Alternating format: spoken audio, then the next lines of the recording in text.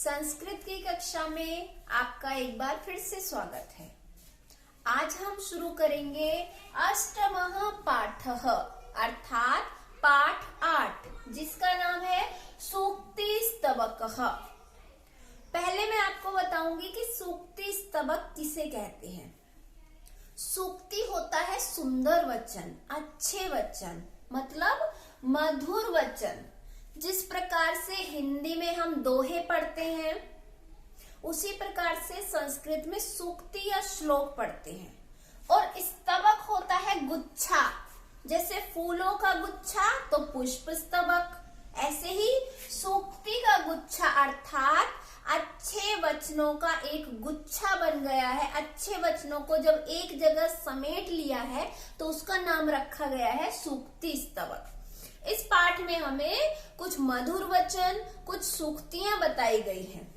तो शुरुआत करते हैं। हमारा पहला श्लोक है उद्यमेन हि सिद्ध्यन्ति कार्याणि न मनोरथै न हि सुप्तस्य सिंहस्य प्रविशन्ति मुखे मृगाः।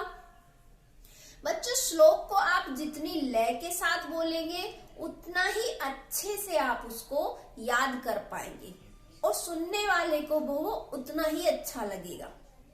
तो पहले श्लोक का अर्थ जान लेते हैं।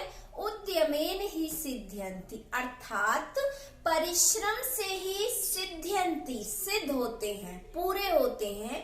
कार्याणि कार्य, न मनोरथै मन की इच्छा से नहीं। परिश्रम करने से ही कार्य पूरे होते हैं, मन की इच्छा से नहीं। दूसरी लाइन देखेंगे, न ही सुप्तस्य सिंहस्य। सुप्तस्य सिंहस्य अर्थात सोए हुए शेर के मुंह में, मुखे अर्थात मुंह में, न प्रविशन्ति मृगः। मृगः अर्थात हिरण या पशु स्वयं प्रवेश नहीं करते। जिस प्रकार से कोई शेर सोया हुआ है और मन में सोच रहा है कि आज तो मैं बहुत ही अच्छा सा मांस खाऊंगा, बहुत अच्छा भोजन करूंगा, एक ताजा ताजा सा हिरण आए और मेरे मुंह में प्रवेश कर जाए, तो क्या हिरण खुद आएगा कि आओ शेर मुझे खा लो? नहीं, शेर को क्या करना पड़ेगा? शेर को मेहनत करनी पड़ेगी। इसीलिए कहा गया है कि परिश्रम से ही कार्य पूरे होते हैं, मन की इच्छा से नहीं, क्योंकि सोते हुए शेर के मुंह में हिरण स्वयं प्रवेश नहीं करते। दूसरा श्लोक देखते हैं।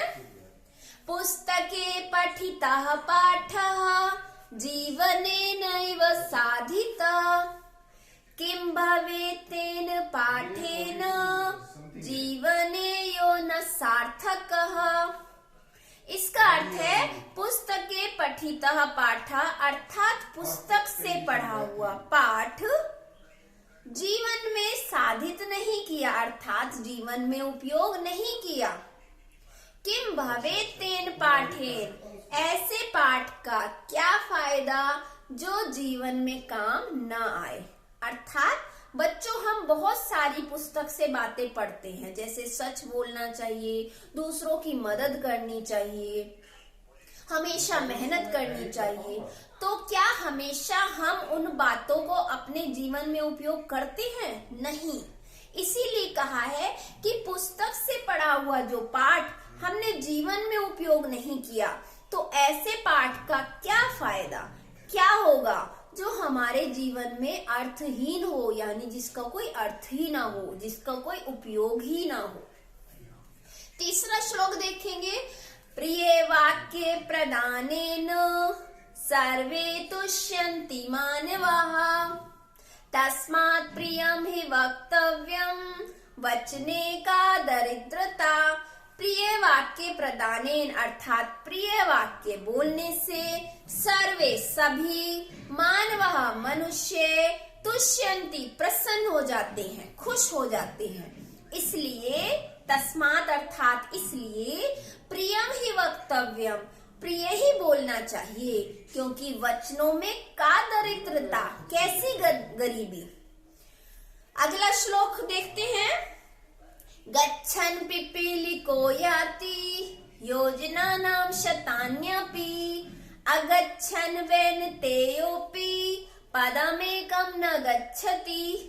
इस श्लोक में कहा गया है कि गच्छन् पिपीलिको अर्थात चलती हुई चींटी याति चली जाती है, योजनानां शतान्यपि 100 कोस तक भी। 100 कोस, एक कोस में 3 किलोमीटर होते हैं, तो आप समझ सकते हैं 100 कोस कितने होंगे। तो अगर एक छोटी सी चींटी जो कि बहुत धीमी चाल चलती है लेकिन फिर भी वो चलती ही जा रही है, तो वो बहुत दूर तक जा सकती है, कई मीलों तक भी जा सकती है। इसके विपरीत अगर कोई गरुड़ पक्षी, क्योंकि गरुड़ पक्षी की चाल बहुत तेज होती है, बहुत तेज स्पीड से वो उड़ता है, लेकिन वो ना उड़े ना चले तो एक भी कदम आगे नहीं बढ़ पाएगा। काकः कृष्णः पिकः कृष्णः को भेदः पिक काकयो वसंत समये प्राप्ते काकः काकः पिकः पिकः। इसका अर्थ है काकः कृष्ण अर्थात कौवा कालः, पिकः कृष्ण कोयल काली, को भेदः क्या भेद है, पिक काकयो कोयल और कोए में, बसंत समय प्राप्ते वसंत का समय आने पर अर्थात बसंत ऋतु आने पर, काकः काकः कौवा कौवा है, पिकः पिकः कोयल कोयल है। इस श्लोक के माध्यम से कहा गया है कि कौवा और कोयल जो कि दोनों ही काले होते हैं, तो उनका कोई भेद नहीं है, हम उनमें अंतर नहीं कर सकते। उनका अंतर हम कब पहचानेंगे, जब बसंत ऋतु आएगी और कोयल बोलेगी, तब पता चलेगा कि कौन कौवा है और कौन कोयल है। तो बच्चों, इस पाठ को आप बड़े ही ध्यान पूर्वक पढ़ेंगे और इसका अभ्यास कार्य मैं आपको अगली कक्षा में कराऊंगी। धन्यवाद। अच्छा ठीक है, आप मुझे वो लिंक भेज दो 100 रुपीज।